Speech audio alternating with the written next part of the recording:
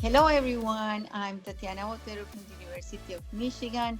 I'm thrilled to be part of the first Global Pulp Summit by Septodont, happening from January the 16th to the 18th, 2025. I will be discussing the role of bioceramics in regenerative endodontics, where we'll be just discussing the latest advancements in endodontic treatment and also how they revolutionize our dental care. This is a unique summit organized by Septodont and is a fantastic opportunity to learn about the cutting edge technologies and the future in endodontics. You can join us from anywhere in the world, and you have the opportunity to be part of this great first summit organized by Septodont.